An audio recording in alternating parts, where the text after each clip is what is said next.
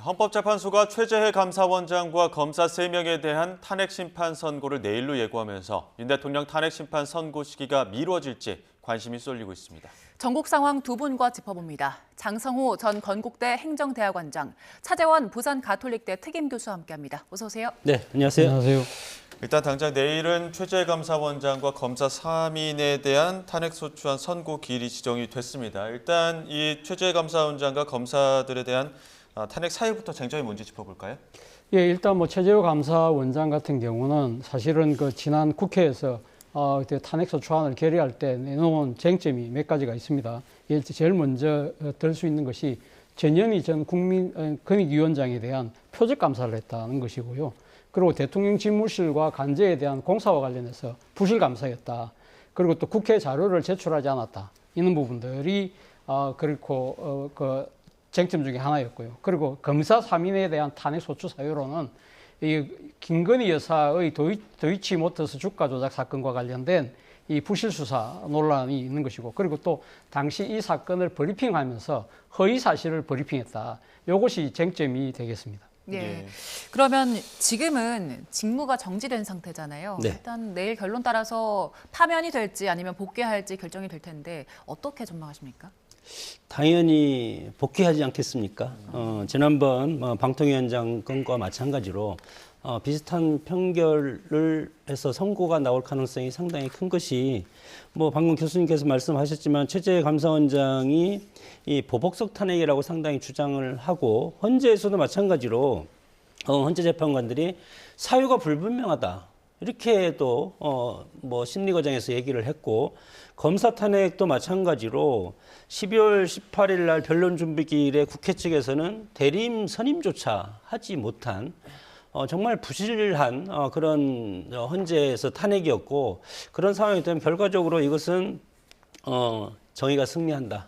이것은 뭐냐면 야당이 29차례 지금 줄탄핵을 하고 있지 않습니까? 어제 국민의힘에서 발표한 거 보면은 세금만 4억 6천만 원 정도 지금 썼다는 겁니다. 그래서 13건이 본회의 통과하고 결론은 4건밖에 안 났고 지금 계속 탄핵 심판이 선고를 기다리고 있지 않습니까? 이런 상황에서 민주당이 또 30번, 31번째 탄핵을 또 지금 거론하고 있는 이 상황이고, 이렇게 봤을 때 이것이 여론적으로도 상당히 민주당한테 불리한 그런 결과가 나올 가능성이 크기 때문에 이번 건을 여러 가지 사유는 있겠지만 그럼에도 불구하고 이것이 중대하게 신부를 파면할 정도로 중대하지는 않다. 그래서 기각될 가능성이 크다고 봅니다. 차 교수님께서는 어떻게 전망하세요? 글쎄요, 제가 예상하기에도 탄핵이 인용되기는 좀 어렵지 않을까 하는 생각이 듭니다. 사실 앞서 제가 쟁점을 이야기했습니다만, 지금 그 탄핵 소추를 반대했던 당시 여권의 입장에서는 일종의 민주당 개심죄에 걸렸다고 보는 측면이 강하거든요. 그리고 앞서 제가 이야기했던 지금 쟁점들 부분들이 헌법과 법률을 중대한 위반일 경우에 탄핵을 인용할 수밖에 없는데, 과연 그 정도까지 명백한 범법 행위를 했느냐, 이 부분에 대해서는 아마 헌법재판관들 의견이 하나로 모아지기 좀 힘들지 않을까. 그리고 또 지금 8명 체제잖아요. 근데 이 같은 경우는 어떻게 심판 같은 경우는 과반수가 아니라 무조건 6명이 찬성이 인용이 돼야 되기 때문에 6명이 인용에 찬성하기는 좀 쉽지 않을까, 어렵지 않을까 하는 생각 때문에 제가 생각했을 때도 탄핵이 인용되기는 좀 어려울 것 같다 하는 생각이 듭니다. 네, 애초에 헌재가 이제 대통령 탄핵 심판 먼저 처리하겠다 이렇게 얘기를 했기 때문에 네. 그 시점을 기다리고 있었는데 최재해 감사원장과 지금 검사 3인에 대한 선고 기일이 먼저 잡혔거든요. 이건 네. 왜 그렇다 보십니까? 아무래도 대통령 탄핵 심판과 관련돼서 헌법재판관들 의견을 모으는 과정이 쉽지만은 않은 것 같습니다. 그러다 보니까 사실 이 지금 감사원장이나 이 검사들의 업무도 상당히 중요한 업무들이잖아요. 그렇기 때문에 이들의 업무 공백이 장기화되는 것은 바람직하지 않다는 생각도 들고, 또 하나는 이 지금 감사원장과 검사들에 대한 탄핵 심판 부분은 이 변론도 아주 한 차례로 빨리 끝났잖아요. 그렇기 때문에 쟁점이 그렇게 많지 않다. 그렇기 때문에 판단하기가 쉽다. 그런 측면에서 이들에 대한 탄핵 심판이 좀 더 빨리 진행된 것이 아닐까라는 생각이 듭니다. 예. 결국 관심은 윤석열 대통령에 대한 탄핵 심판 결론 언제 나오느냐 이 점인데, 네. 지금 당장 내일 4명에 대한 탄핵 선고일이 잡혔기 때문에 이틀 연속으로 헌재가 결론 내리는 경우가 별로 없다고 하더라고요. 그럼 언제 일주일 뒤쯤으로 밀리는 걸까요? 더 밀릴 가능성도 있지 더요? 않겠습니까?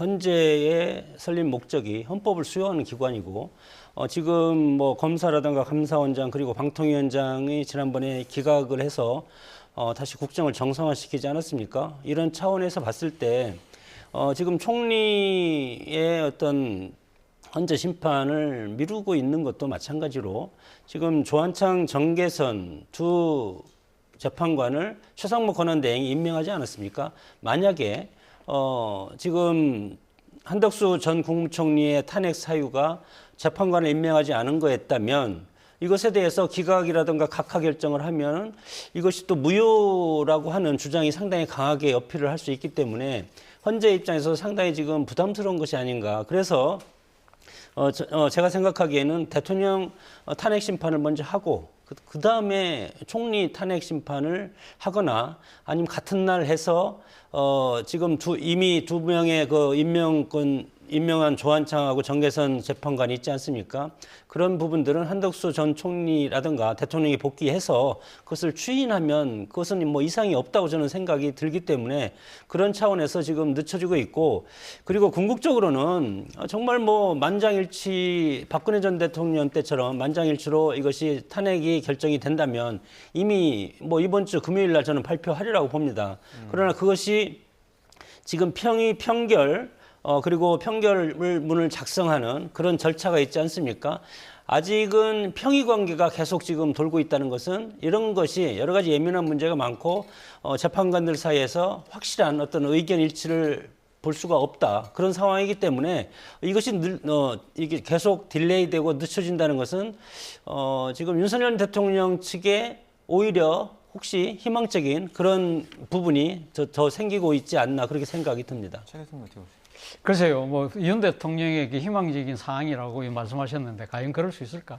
저는 그 부분에 대해서는 좀 뭐 정확한 정보가 없기 때문에 제가 판단을 할 수는 없습니다만 좀 선뜻 동의는 되지 않습니다. 일단 지금 이 선고 날짜와 관련해서는 아마 이번 주 금요일을 많은 분들이 예상을 했는데 예.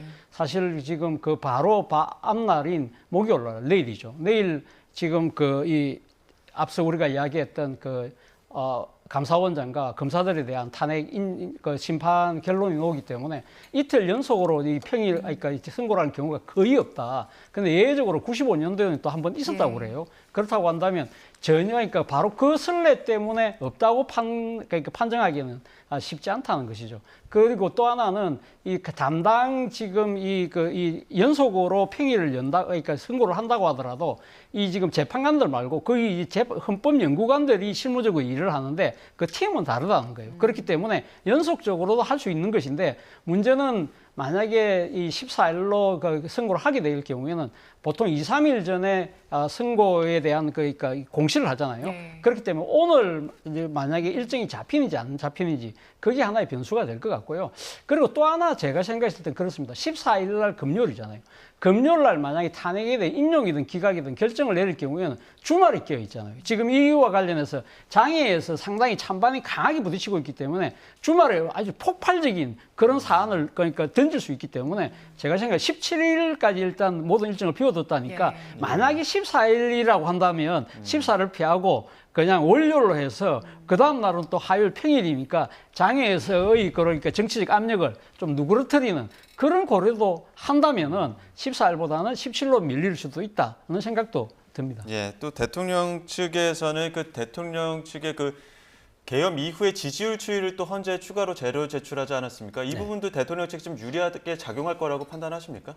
뭐 저는 그렇게 생각을 하고 또 변론 재개 요청도 대통령 대리인단 측에서는 하지 않았다는 것은 어떻게 보면 아까 제가 뭐 교수님이 이거에 대해서 좀 그렇게 말씀을 하셨는데 희망적이라는 것은 대통령 입장에서는 기각이라든가 각하를 지금 생각하고 있지 않겠습니까? 예. 본인이 지금까지 헌재에서 11번의 재판에서 9번인가 8번을 출석해서 본인의 계엄의 정당성이라든가 그리고 이것은 탄핵의 중대한 사유가 되지 않는다. 이런 취지로 지금 일관되게 주장을 하고 해왔기 때문에 마찬가지로 지금 그리고 뭐 변수를 또 줄이는 것이 좋겠다는 이런 판단을 하는 것은 현재 재판관 구성이라든가 그리고 지금 평의가 길어지고 있다는 이런 것들을 보면은 여러 가지 고려할 사항이 상당히 많고 그리고 지난번에 구속 취소 중앙지법에서 있지 않았습니까? 이것에 대한 핵심적인 것이 적법 절차 준수를 해야 된다. 그렇게 했을 때 헌법재판소 헌법학자들이 소추 및 심판 절차의 흠결 뭐 이런 것이 있기 때문에 각 하나 기각돼야 된다. 이렇게 해서 허영 교수라든가 뭐 지영호, 이인호, 이호선 이런 뭐 법조인들, 교수들이 헌법학자들이 그런 의견도 했고 그리고 지금 좀 전에 말씀하셨지만 국민적인 어떤 여론도 마찬가지로 광장에서도 진보와 보수가 1대1로 상당히 지금 팽팽하게 결집돼 있고 그리고 지지율도 50%, 45%이 정도로 지금 올라가 있지 않습니까? 이런 것을 봤을 때 헌재의 입장에서도 정치 재판을 하고 국정을 정상화라든가 안정을 최우선적으로 해야 되기 때문에 이 쟁점이 서로 부딪히고 지금 서로 물러나지 않지 않습니까? 한쪽은 파면, 한쪽은 기각, 각하 이렇게 되기 때문에 이것에 대해서 헌재가 고려하지 않을 수가 없을 것이다 그렇게 생각이 듭니다. 예, 윤석열 대통령 측이 제시한 지지율 자료를 헌재가 얼마나 고려를 할지는 모르겠습니다만 외부에서 탄핵 찬반과 관련된 탄원서들이 지금 260만 건 넘게 제출이 됐더라고요. 사실 뭐 결과에 직접적인 영향이 있을지는 모르겠습니다. 그런데 압박은 상당할 것 같아요. 압박은 상당히 하겠죠. 그러나 그렇다고 해서 헌법재판관들이 그러니까 외부적인 압력, 일종의 정치적 압력이잖아요. 그 압력에 저는 굴복할 가능성은 거의 없지 않을까라는 생각이 듭니다. 만약에 지지율 하나로만 이 대통령의 탄핵 인용 여부를 결정한다고 한다면 굳이 헌법재판소라는 기관을 만들 필요가 없잖아요. 결국 대통령의 탄핵 인용 여부는 결국 헌법과 법률을 얼마만큼 위반했느냐 부분인데 사실 가장 큰 쟁점은 그거지 않습니까? 그러니까 대통령이 12월 3일 날 비상계엄을 선포한 것이 가행 발동 요건에 맞느냐? 그리고 또 이 지금 계엄을 선포하고 난 이후에 절차, 그러니까 선포하기 전에 국무회의를 제대로 했느냐? 그리고 그 뒤에 내놓았던 포고령 1호가 과연 헌법적 가치하고 얼마만큼 부합하느냐? 그리고 또 대통령의 지시에 의해서 무장군인들이 국회와 선관위에 난입된 부분을 어떻게 볼 것이냐. 그리고 또 하나는 정치인 체포와 관련된 부분. 이런 부분들에 대해서 과연 이런 것들이 헌법과 법률에 얼마만큼 부합하느냐. 그것이 가장 큰 하나의 기준이 되지 않을까라는 생각이 듭니다. 정작 선고 빨리 내려달라고 요청했던 한덕수 총리에 대해서는 지금 선고기일 잡히지 않았었는데 앞서 장 교수님께서는 윤 대통령 선고 나오고 그 이후에 한덕수 총리 선고가 나올 가능성이 크다 이런 말씀도 해주셨거든요. 어떻게 판단하십니까? 아무래도 한덕수 총리의 탄핵소추 이유 중에 하나가 이 비상계엄과 관련된 국헌 문란 행위에 공모 여부도 들어가 있거든요. 그렇기 때문에 한덕수 총리에 대해서 탄핵 인용이든 기각이든 그것이 결론이 나오게 되면 대통령 탄핵에 대한 일종의 예측, 효과 이런 것들을 발생하기 때문에 상당히 대통령 탄핵에 관련된 여러 가지 또 정치적인 압력과 변수가 커질 수밖에 없다. 그런 부분들을 고려했기 때문이 아닐까 하는 생각이 들기 때문에 그렇다고 한다면 한덕수 총리에 대한 탄핵 결론은 대통령 탄핵보다 좀 늦거나 아니면 같이 나올 가능성이 높지 않을까라는 생각이 듭니다. 예. 헌재가 처리해야 할 탄핵 사건이 더 있습니다. 오늘 18일에 박성재 법무장관 탄핵 심판 첫 변론기일 열리고요. 조지호 경찰청장도 지금 탄핵 심판이 받아야 되는데 아직 기일은 정해지지 않았습니다. 이 두 사람은 윤석열 대통령 탄핵과도 좀 쟁점이 일부 겹치는 점이 있기 때문에 이 부분에 대한 영향도 좀 있을까요? 영향이 있을 수밖에 없다고 생각이 들고 지금 헌재에서 애초에 그러지 않았습니까? 대통령의 탄핵 심판을 물론 순서대로 하는 것이 원칙인데 그거면도 불구하고 중대한 사건이기 때문에 대통령의 탄핵 심판에 최우선적으로 하겠다. 그래서 결론을 내려서 평의를 하니까 결론이 지금 도달하지 않다는 것은 어느 한쪽으로 탄핵 인용이냐 기각으로 쏠리지 않고 팽팽하다는 겁니다. 이렇기 때문에 지금 평의가 계속되고 있고 이것이 평결 단계에 들어가야만이 판결문을 쓸 수가 있는데 그런 단계가 아니기 때문에 일단 감사원장이나 검사 3인 그리고 박성재 법무부 장관 또 이제 심리를 계속하고 그렇게 되면은 일주일이나 2주 정도 대통령의 선고기일이 늦어지면 다른 법무부 장관이라든가 기타 조지호 경찰청장의 탄핵 심판이 먼저 있을 가능성도 상당히 크고 헌재 입장에서는 4월 18일 날 지금 두 분의 재판관이 퇴임을 하지 않습니까? 그래서 3월의 마지막 주까지는 하려고 노력을 할 겁니다. 그때 가서도 평의를 거쳐서 서로 의견을 합치라든가 합리적인 의견에 도출이 안 되면 그렇게 되면은 그냥 그 있는 그대로 해서 뭐 이게 의견 합치가 안 되면 기각이나 각하 결정이 나올 가능성이 크지 않습니까?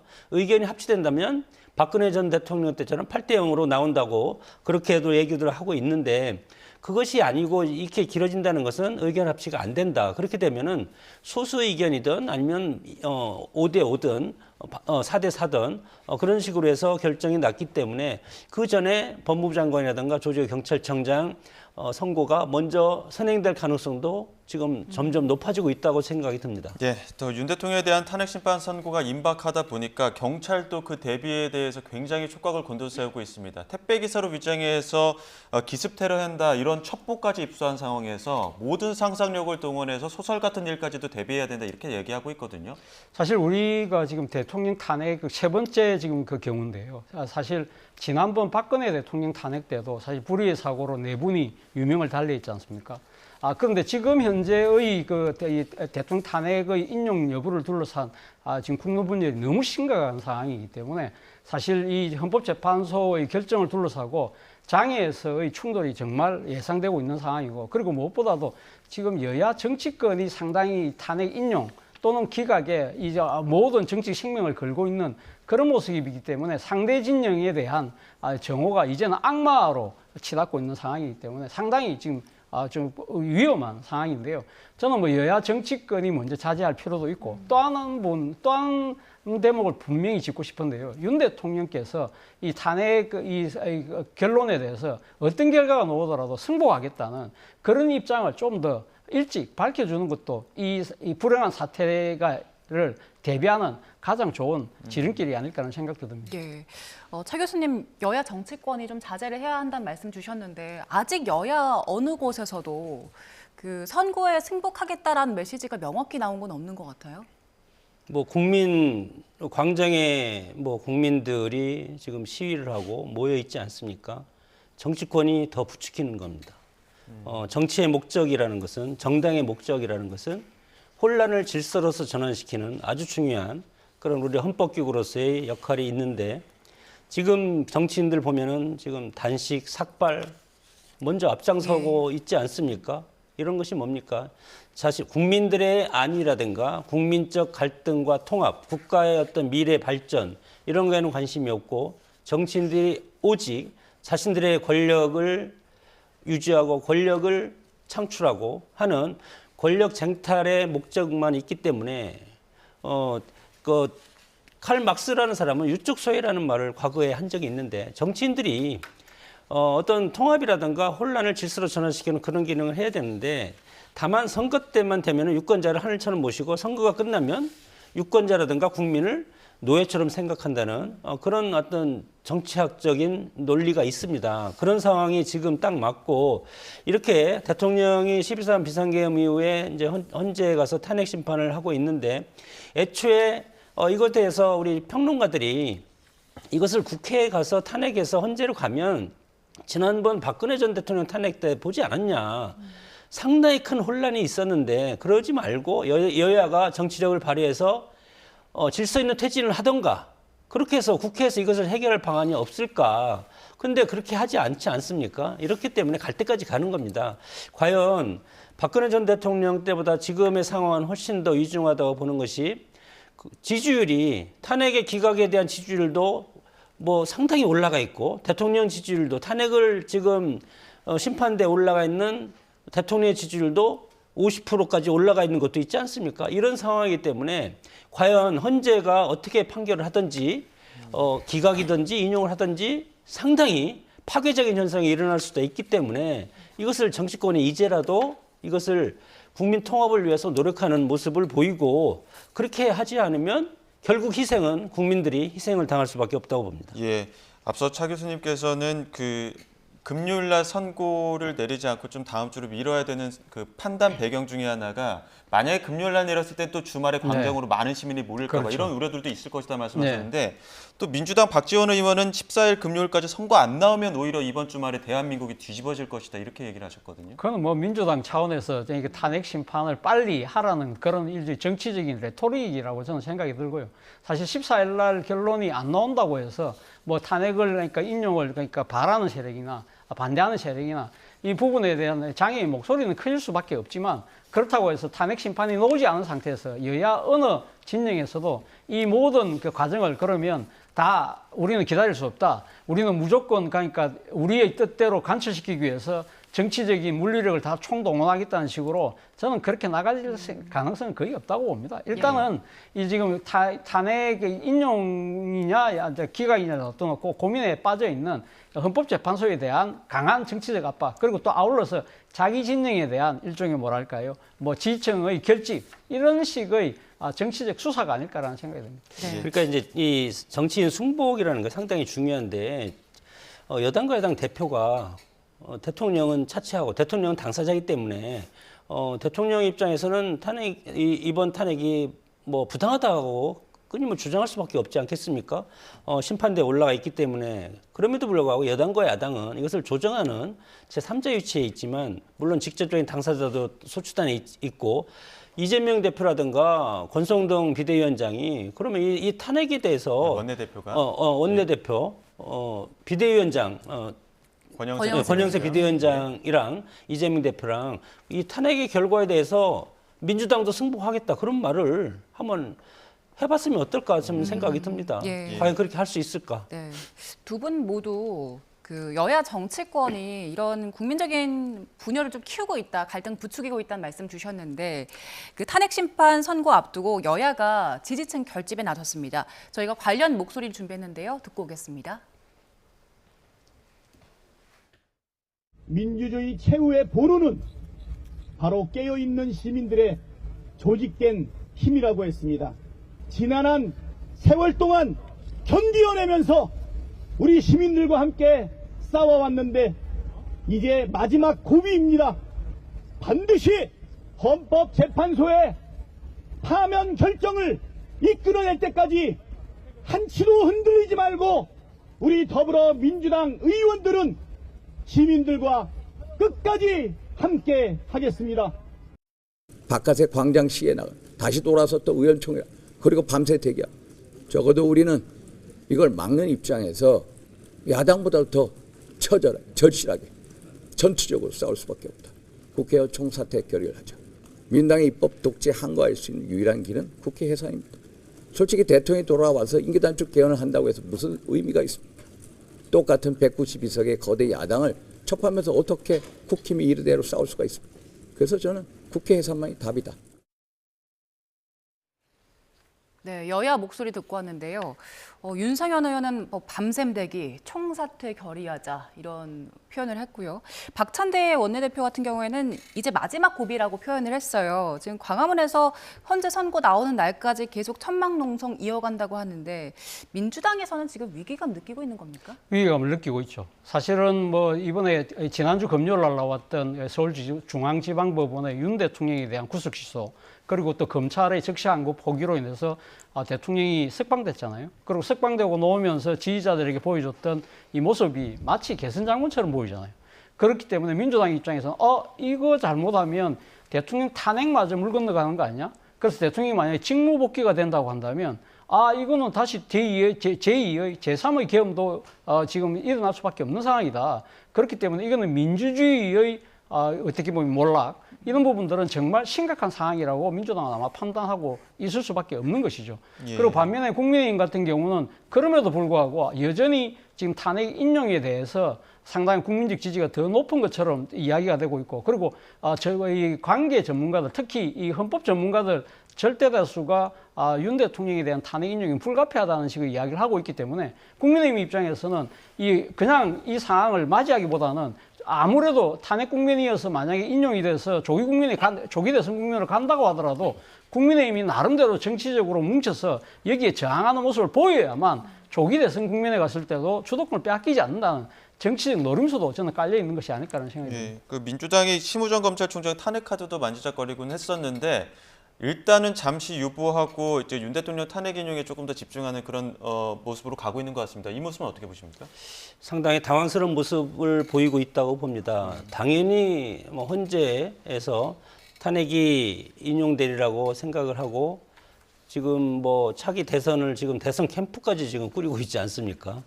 너무 오버하고 너무 속도감 있게 앞서간다고 생각이 들고 그런 와중에서 대통령의 구속 취소라는 그 사유가 물론 여러 가지 시간 계산이라든가 이런 거 절차 문제도 있지만 적법 절차가 문제가 있기 때문에 이 형사법 재판장이 1심 담당자 재판부가 그런 결정을 한 것을 이것을 지금 헌재에서 대통령 대리인단 입장에서는 헌재에 다 이것에 대해서 준비 서면을 냈지 않았습니까? 이런 상황에서 헌재 입장에서도 이것을 고려하지 않을 수가 없다. 과연 지금까지 헌재가 적법 절차를 준수를 했냐? 이것에 대해서는 헌재 결과가 나와서 국민들이라든가 광장의 시민들이 이것에 대해서 승복을 하냐 하는 상당히 중요한 겁니다.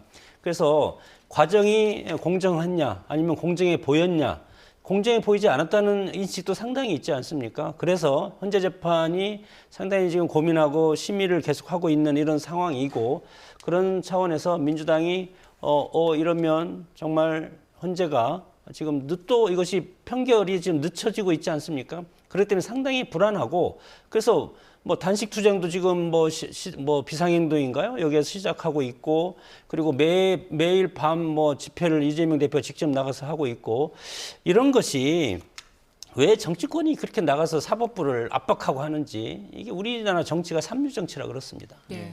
그 앞서 윤상현 의원 같은 경우에는 바깥에 나가서 광장 정치하겠다고 했지만 지도부 차원에서 네. 국민의힘 지도부 차원에서는 선을 긋는 분위기거든요. 네.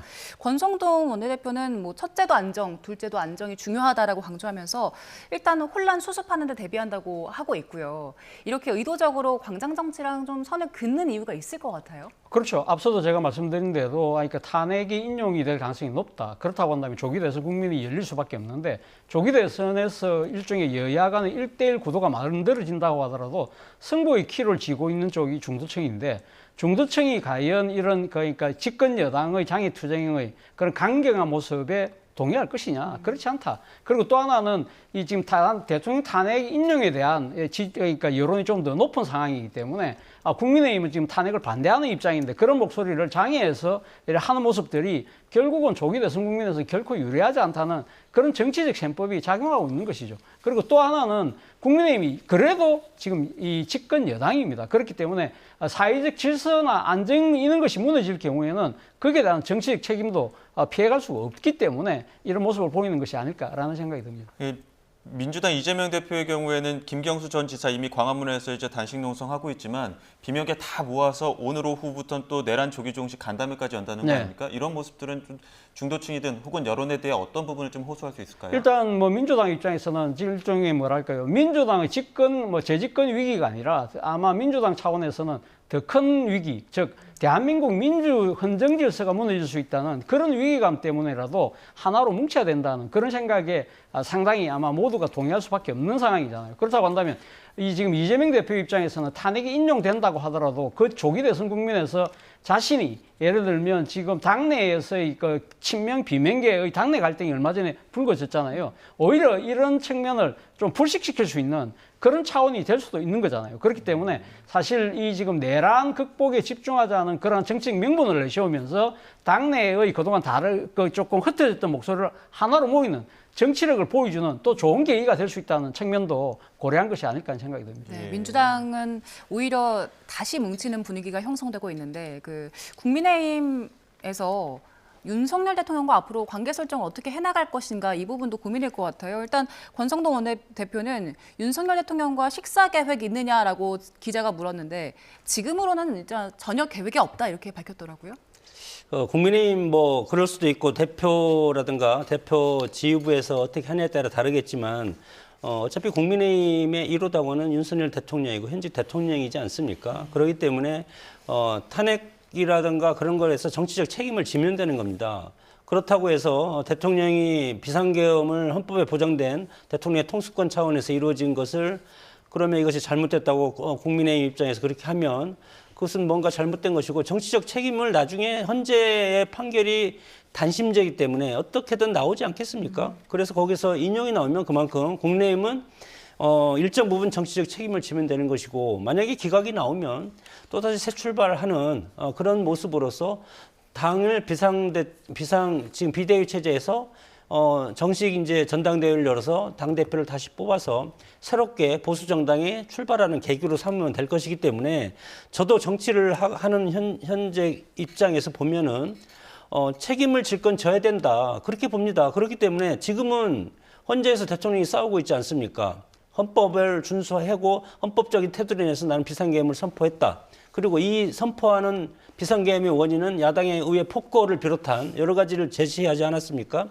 이런 상황이기 때문에 지금 뭐 차기 대선을 얘기하고 그런 건 아니에요. 다만 권성동 원내대표라든가 지금 비대위원장 입장에서 보면은 당내에서 뭐 특검 이제 뭐 표결까지 이제 남아 있고 그렇기 때문에 당내에서 8석만 이탈을 하면은 민주당이 원하는 대로 다 할 수 있지 않습니까? 그래서 지도부 입장에서는 이 8명이 이탈해서 민주당한테 찬성표를 던질 가능성이 있기 때문에 지금 애매한 포지션을 취할 수밖에 없는 그런 한계가 있다고 봅니다. 예. 그래서 자율적으로 하라. 윤석열 의원 지금 헌재 앞에서 1인 시위하고 있지 않습니까? 예. 이렇게 해서 국회 해산까지 해야 된다. 이렇게 강력하게 투쟁을 하고 있는데 그렇게 지도부 입장에서는 당 전체를 108명을 하나로 묶어야 되는 그런 아주 애매한 그런 포지션에 있기 때문에 저렇게 할 수밖에 없고 다만 일단 헌재 판결이 나면 전혀 새로운 어떤 상황이 펼쳐지게 됩니다. 예. 그렇다고 해서 민주당이 그러면 만약에 대통령이 인용이 된다고 하더라도 민주당이 오롯이 그것을 다 자기들이 가져가리라고 생각하면 오산이다. 그렇게 되면은 새로운 판이 벌어지기 때문에 그렇게 미리 김칫국부터 먹을 필요는 없지 않을까 예. 생각이 듭니다. 그 권영세 비대위원장과 권선동 원내대표, 이른바 당내 투톱이 네. 광장과는 어느 정도 거리를 두고 있지만 한남동으로는 좀 찾아가지 않았습니까? 이른바 관저 정치라고 하는 당 안팎의 우려에 대해서 지도부는 어떻게 좀 거리를 맞춰야 된다고 생각하십니까? 대통령이 뭐 지금 직무는 정지됐지만 현직 대통령이지 않습니까? 물론 이것은 이제 헌재 재판이 뭐 1주나 2주 정도 나오기 때문에 관저 정치라는 것은 관저를 불러가지고 일일이 지시하고 그렇게 해야 되는데 지금 그런 상황은 아니지 않습니까? 참모들이랑도 참모들이랑도 대화를 하더라도 이것은 국정에 관한 것을 지시하거나 그렇게 할 수 없는 직무 정지된 상태이기 때문에 물론 사적으로는 할 수 있을 겁니다. 그럼에도 불구하고 대통령이 구속됐다가 52일 만에 풀려나서 관저에 있는데 그러면 그 예방하는 것이 정상이지 않습니까? 그것을 왜 비판하는지 저는 이해가 안 갑니다. 예. 차 교수님 어떻게 보십니까? 아무래도 지금 여당 지도부 입장에서는 아무래도 여론을 신경 쓸 수밖에 없는 것이죠. 사실 말씀하신 것처럼 현직 대통령이잖아요. 그래서 52일 만에 석방됐는데 모른 체 할 수는 없으니까 그러니까 지난번 찾아갔잖아요. 찾아간 날이 저는 상당히 정치적 의미가 있다고 봐요. 일요일 밤이었거든요. 예. 일요일 밤 8시 반. 언론이 정말 다 사각이잖아요. 말 그대로 다 언론이 집중을 하지 않는 때 갔어. 그리고 몇 분 만났냐면 30분 만났다고 그래요. 30분 의례적인 인사만 하는 정도. 그리고 또 전한 대변인 말은 차담을 했다고 그러거든요. 예. 다른 거 바깥은 거 식사도 같이 안 하고 그만큼 이 상당히 절제된 행동을 보이려고 여당 지도부가 나름대로 신경을 쓰는 모습이 민심을 고려하고 있는 것 같습니다. 예. 예. 그 말씀하신 것처럼 여당 지도부가 상당히 많은 고민을 하고 시점도 잡고 시간도 제한을 하고 차담 정도로 잡은 것 같은데 그러다 보니까 오히려 이런 여당 지도부의 고민을 덜어주기 위해서 윤석열 대통령이 먼저 좀 선을 그어주면 좋겠다라는 이야기도 일각에서 나오더라고요. 불감청이 연정 고선이라는 말이 있잖아요. 감히 청하지는 못하지만 그런 말을 하고 싶은 것이 지금 여당 지도부 심정이 아닐까라는 생각이 듭니다. 예. 예. 자, 구속 취소 후폭풍 관련해 갖고 검찰 내 반응 여론까지도 좀 다시 한번 두 분께 짧게 여쭙겠습니다. 지금 윤 대통령 구속 취소하고 그 검찰 내에서는 시간으로 정할 것이냐 날로 그 구속 기간 정할 것이냐 이런 부분 갖고 굉장히 혼란이 있었는데 오늘 아침 이제 대검에서는 지금까지의 그 관례대로 날로 정해야 한다 이렇게 지시를 한 것 같아요. 근데 이렇게 윤 대통령에 대해서는 즉시항고하지 않느냐 또 이 부분과 관련해서 또 반박이 있는 것 같고요. 이미 이제 검찰에서 그렇게 해서 법원에서 일단은 판결을 하지 않았습니까? 적법 절차에 어긋났다.